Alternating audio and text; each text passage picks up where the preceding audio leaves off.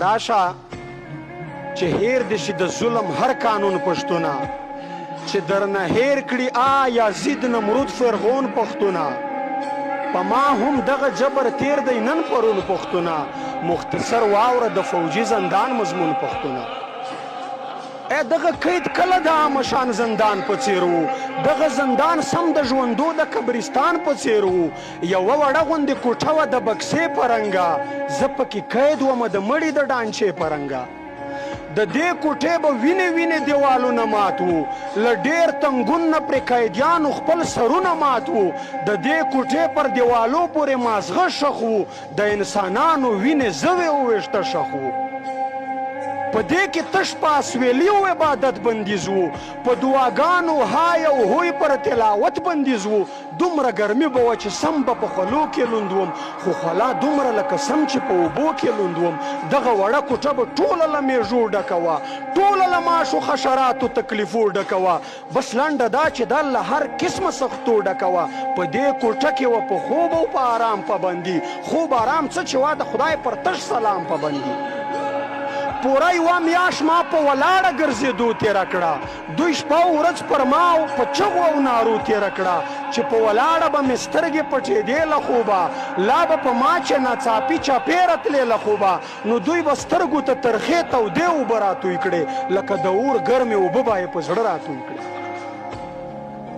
بیا به یې خپې زما ور ایستې د پنجرې نه بغیر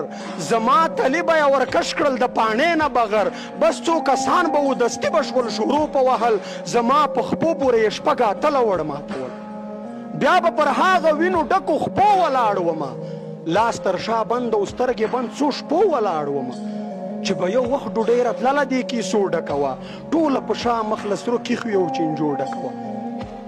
ما سره څنګ په څنګ یو بل بې ګناه ځوان قیدي و د بل ځای نه و هم د دې وزیرستان قیدي و فوج په زوره پرې منل کړي هېڅ بد یې نه و سزا یې دومره ورکوله چې هېڅ حد یې نه و اوف د هغه ځوان هغه نارو له ما نه زړه وړی دی هغه فریاد هغه شروع له ما نه زړه وړی دی خو د یوې کیسې یې سم له ما نه زړه ویستی دی د بې خودۍ حال کې یې دا چیغه بار بار وهله چې ظالمانو د الله او د رسول په خاطر زه بې ګناه یم چې وړه لور مې یتیمه نه کړی دغې یوې کیسې یې سم له ما نه زړه ویستی دی د بې خودۍ حال کې یې دا چیغه بار بار وهله چې ظالمانو د الله او د رسول په خاطر زه بې ګناه یم چې وړه لور مې یتیمه نه کړی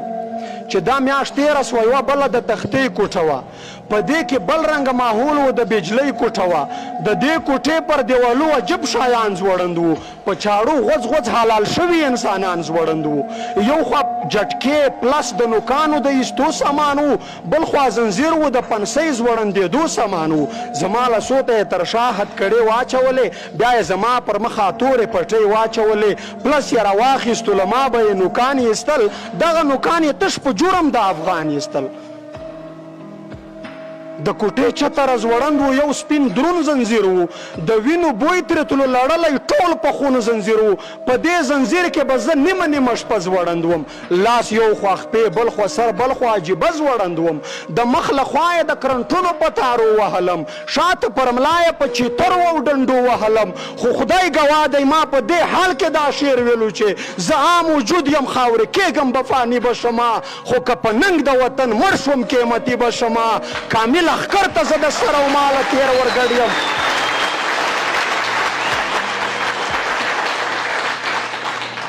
خو خدای ګواه چې ما په دې حال کې دا شعر ویلو چې زه موجود یم خاورې کېږم به فاني به شمه خو که په ننګ د وطن مړ شوم قیمتي به شمه کامل لښکر ته زه د سر او ماله تېر ورګډ یم نو په دې نه یم چې په دار یا زنداني به شمه ما که په ننګ د افغان کلکه توره وتړله اصلي وارث د خوشحال خان او ابدالي به شمه که مې د ستا په شوکېدلي وربل ننګ نه وکړو د وطن پیغلې خپل تاریخ ته تومتي به شمه او که د بدن وینه مې تویه شوه په حق د مظلوم نو ګیلمنه افتخار د خپل پردي به شمه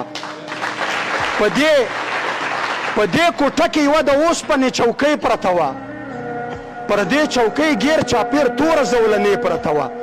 دا یې پر دغه چوکۍ وتړلم سم یې بند کړم بیخي مې ساه اخیستی نه شوه سم محکم یې بند کړم دغه چوکۍ له لاندې ورو ورو ګرمېده راپسې بوی به راتلو د تن جامه به سوځېده راپسې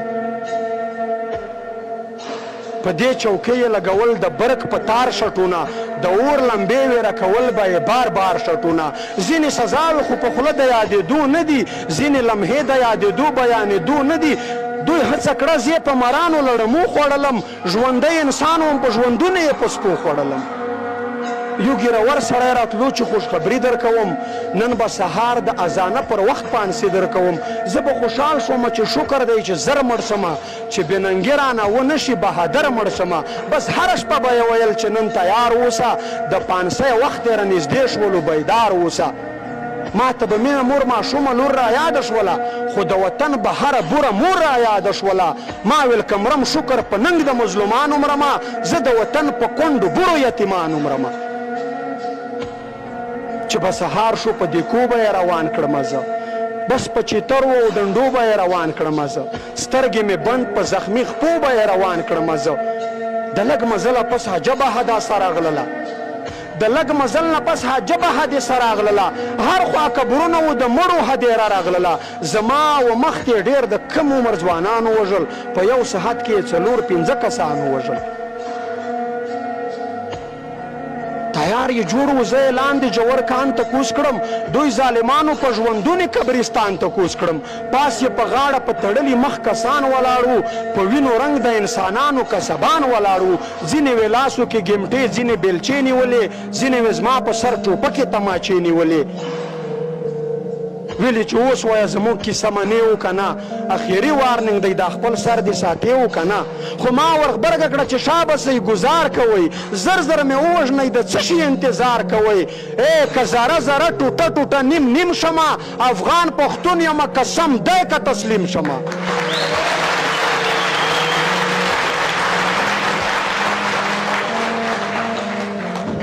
بس لانده دا چې دوی پرې پوه شول چې یوه نه مني دغه ځوان په هوش حواس زمون کیسه نه مني بس یو څو ساعته شوم بې هوشه زما حال بدل شو زما پر ځان اختیار شو ختم زما خیال بدل شو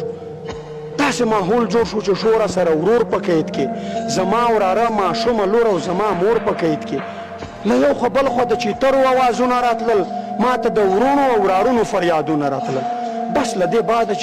بس له دې بعده چې دوی ما باندې هر څه ویلي دي زه په دې پوه نه یم چې ما بد او کشه ویلي دي نو پښتنو ورونو زما دا مختصر بیان و دا پر ما تیر په فوجي قید کې د محشر بیان و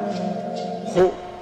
خدای ګواه دی له ما څخه دا قرآن پوره دی دغه قسم له ما په هر یوه میدان پوره دی په دې آخر وخت کې هم ما د خپل پر هر په وینو د تور زندان په دیوال دغه بیت لیکلی دی چې کوم ژوندی د ازادۍ د اتڼ برخه به یم که چیرې مړ ومه نو زیری مې تر ګوره راوړی